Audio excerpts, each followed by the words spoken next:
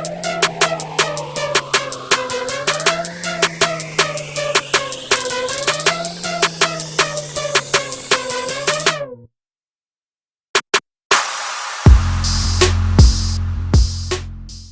y'all, what's up? Welcome to today's video. For those of you who are new, this may be your first time coming across my channel watching one of my videos, which means you are probably not yet subscribed.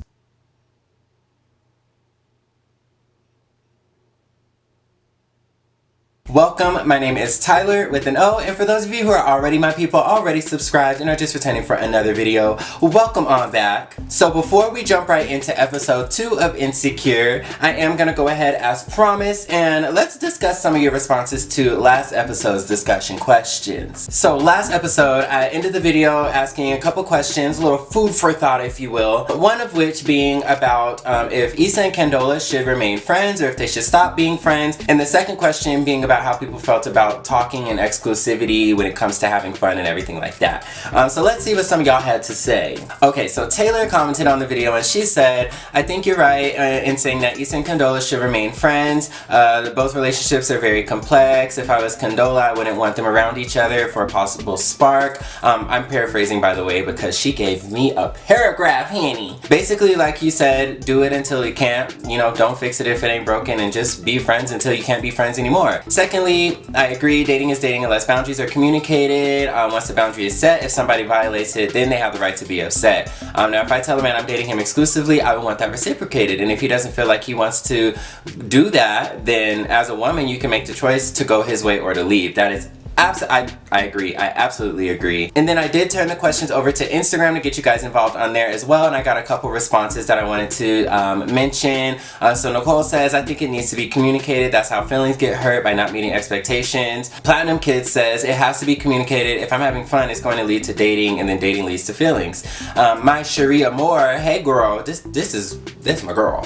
She said, I like exclusivity, baby. Okay, I feel you. Poische says, definitely have to communicate to make sure all parties involved are okay with having fun. Yeah, so I mean, it basically sounds like we're all kind of on the same page with it just needs to be communicated. And as we see here and as we're going to see in episode 2, these characters have a little bit of an issue with communication.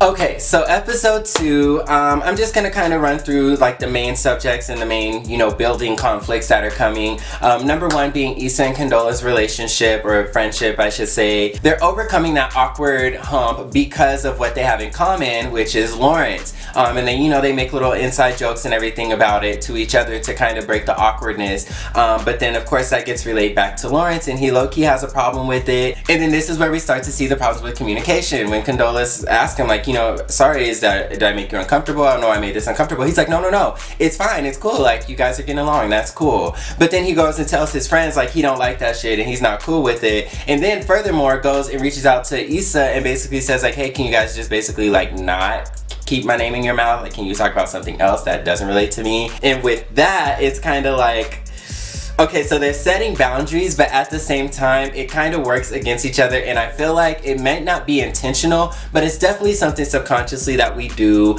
You know, if you're getting over somebody or you have an ex, but you still kind of want to, you know, be in on what's going on in their life, then you find reasons and excuses to talk to each other again. You know, you reach out to like, hey, what was that movie that we watched at one time? Not saying that you necessarily want to date them again or you want them back, but it's just kind of makes you just, you know, feel good that you still have that string attached.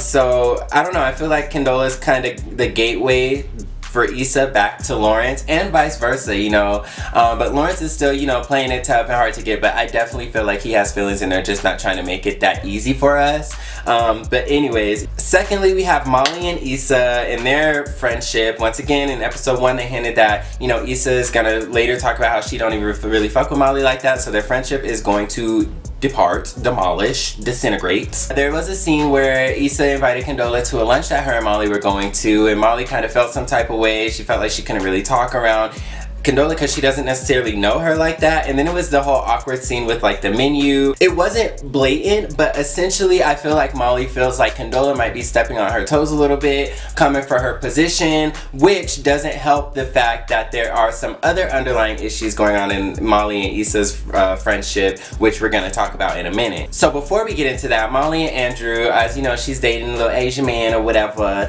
and basically she's feeling like their relationship is very superficial, and she doesn't want it to be just that. So she's basically trying to, I forgot how they put it, but she's basically pumping the brakes a little bit, making it not so sexual and trying to get a little more intimate with each other and learning more about each other, getting to know each other, spending quality time and things like that.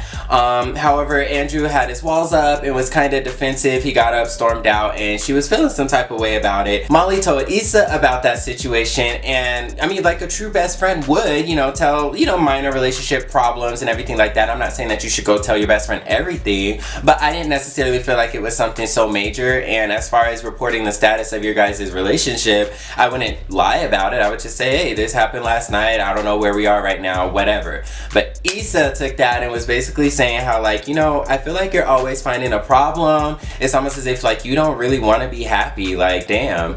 And you know, it was stupid because Molly had her little, you know, say so about Issa, basically saying like she feels like she likes the messy shit. Your life doesn't have to be this messy. And it's like you could be truthful to her, but then when she spits some truth at you, you can't handle it. And that was really kind of annoying, and she felt some type of way. So later we see Andrew call Molly and basically apologize. Now this is the gag. When that good news happened, like I said, with your best friend, you'd want to, you know, share with them the update on your relationship. But Molly didn't tell Issa.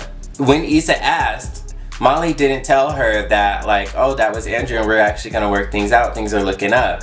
And it was in the same moment that Issa was, you know, talking about Airport Bay, and, you know, basically it implied that the reason that Molly and Issa's relationship may be coming to an end is because Molly is actually, you know, seeking something real, something stable in her life, something more mature when it comes to a relationship, and she feels like she doesn't necessarily have that connection with Issa, and she doesn't feel like she's on the same level as Issa. I mean, given what Issa was talking about with Airport Bay or whatever, and also the way Molly feels about Issa's new friendship with Condola and how she's inviting messiness into her life, all this talk of self-care and everything, it's almost as if Molly's just like, okay, like, I'm actually really trying to self-care, you know, and build a healthy new relationship, and you still on that childish shit, trying to have messy friendships and, you know, doing these meaningless relationships with Airport Bay and everything like that. So Molly was just like, you know, like that was the first sign that we saw of Molly really kind of like distancing herself and kind of pumping the brakes on her friendship with Issa.